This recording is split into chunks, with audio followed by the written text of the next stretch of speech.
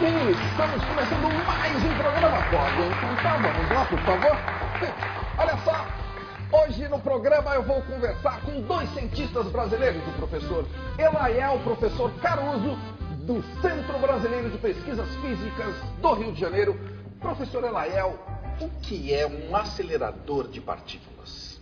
Bom, um acelerador de partículas é um instrumento científico que é projetado, que é desenhado para produzir partículas que existiam no início do universo, mas que existem ainda hoje. Muitas delas são bastante instáveis, então é preciso que nós as produzamos nessas experiências com os aceleradores para que a gente possa tirar informação sobre o mundo das partículas, a matéria do universo. E é interessante observar que esses aceleradores não estão muito longe de nós. Dentro de nossas casas, nós temos um objeto que reproduz os mesmos princípios de um acelerador, que é o tubo de imagem da televisão. A TV? Nunca imaginei. O tubo da televisão é um acelerador de partículas? Exato. Que é um acelerador de partículas, não precisa ser só o LHC. É um aparelho científico onde partículas que têm carga elétrica são aceleradas pela presença de campos elétricos.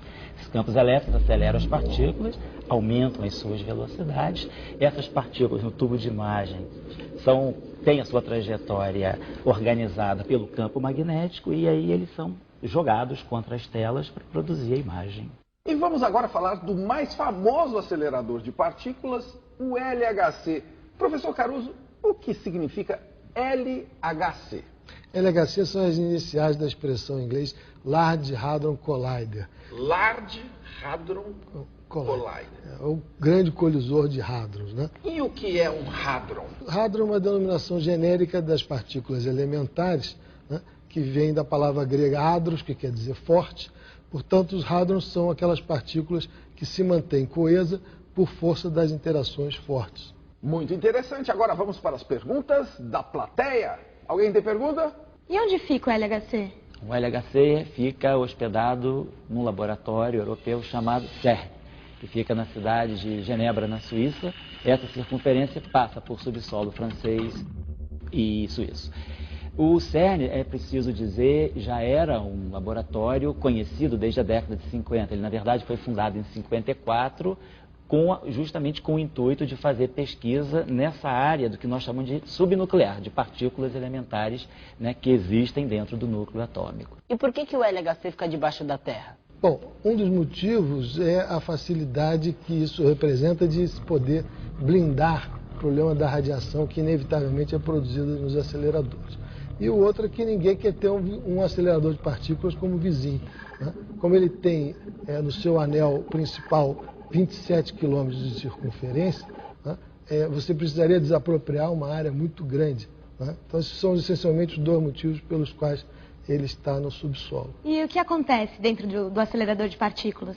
Para te explicar isso, eu preciso primeiro dizer que o acelerador de partículas, na verdade, é um grande complexo de instrumentação que envolve o acelerador propriamente dito e um conjunto de detectores. Esses detectores, geralmente eletrônicos, eles são um prolongamento dos nossos sentidos, dos nossos olhos, do nosso tato, só que muito sofisticados. Entendeu? Então, o que vai haver lá dentro, você vai ter no anel colisor dois feixes de partículas que vão caminhar em sentidos opostos. Em alguns pontos desse anel, eles vão ser forçados a colidir um com os outros, né? O resultado dessa colisão de partículas vai gerar muita energia, né? E essa energia a gente já sabe desde o velho Einstein, né, que pode se transformar em massa, pode criar partículas com esse processo, né? E essas partículas criadas é que vão ser detectadas pelos detectores específicos que vão transformar os sinais eletrônicos em algo que o computador entenda. E como funcionam esses detectores? Aí depende do tipo. Tem alguns que são chamados calorímetros, que a gente aprende na escola, né? Aqueles que vão medir o quanto de energia é depositado ali. Há aqueles que detectam partículas carregadas pela sua interação com o campo elétrico, né? Alguns detectam luz. O planejamento do experimento, né, requer um planejamento do detector compatível com o tipo de coisa que você quer medir e o tipo de partícula que você quer observar. Agora, se falou muito de um perigo desse acelerador de partículas dar fim ao mundo num grande buraco negro. Afinal, isso pode mesmo acontecer? Fala-se, né, da produção de mini buracos negros que podem devorar, né, toda a Terra, o sistema solar. A probabilidade, há sim formação de mini buracos negros, mas nós sabemos que esses mini buracos negros também, por uma grandeza que nós chamamos de escala de Planck, eles podem durar, para você ter uma ideia, espero que os meninos aí possam entender, 10 elevado a menos 43 segundos. Então, é uma fração do segundo. 10 elevado a menos 43, é isso? 0,42 zeros e um simples 1 lá no final, na 43ª casa decimal, segundo de duração. Então, é uma fração mínima e são também mini buracos negros que não conseguiriam formar aquela densidade suficiente para criar um buraco negro na escala astrofísica como nós esperamos encontrar. Eu agradeço a participação dos professores Elael e Caruso. Muito obrigado. Mas espera aí, eu tenho mais uma pergunta. Não temos mais tempo para nada, meu caro Rafa. Eu vou chamar o nosso número musical, Com Sapiência e o rap do LHC. Olha isso.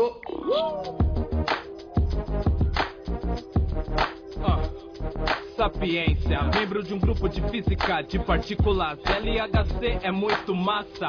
Quilômetros de túneis sob o subsolo para que o próton percorra e faça um círculo que atravessa a Suíça e a França. Progresso científico, veja a mudança. Cooperado por 60 nações. 2 feixes de prótons nesse anel geram colisões. Até o centro dos detectores.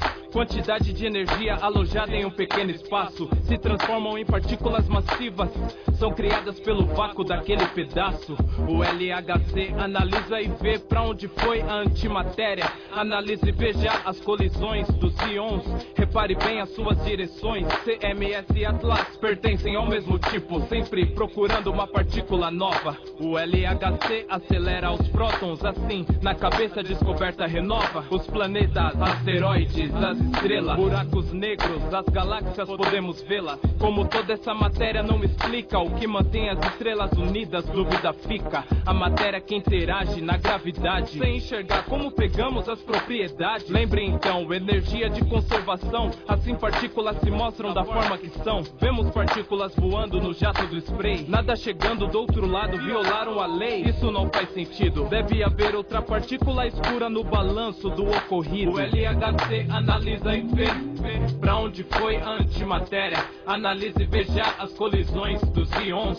Repare bem as suas direções. Antimatéria, irmã do mal da matéria, é assim, exceto pela carga e pelo spin.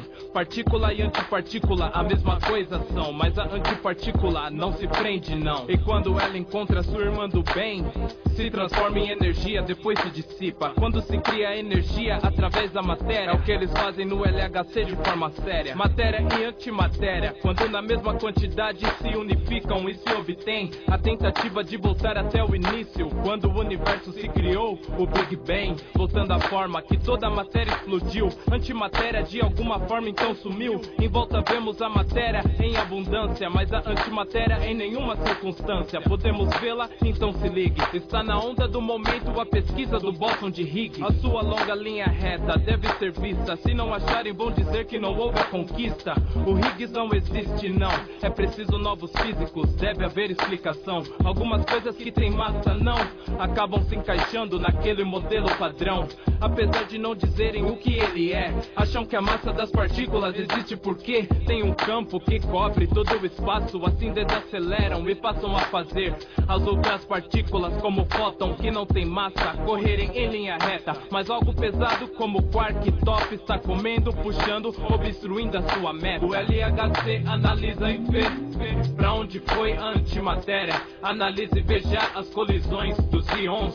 Repare bem as suas direções. Você pode pensar que a gravidade é forte quando cai da bicicleta. bicicleta não demora pra chegar no chão. E você diz, minha nossa, como isso dói. Achar que a gravidade é forte é enganação. A mais fraca das forças é a gravidade. E a ciência busca a razão dessa verdade, que explica essa fraqueza nas dimensões espaciais que pertencem à realidade. Nós vivemos em apenas 3, existem outras muito pequenas pra visualizar talvez. E são nessas dimensões que a gravidade se estende, daí que vem as sensações. Parece fraca, mas não é, como é curioso. As dimensões são curvadas e enroladas. Tudo isso acontece com tanta força e no nosso dia a dia não afetam nada. Se fosse minúsculo como um gravitão, passear nas dimensões você poderia. Logicamente no momento que você entrasse, de tão minúsculo ninguém te enxergaria. O LHC analisa e vê pra onde foi a antimatéria. Analise e veja as colisões dos íons.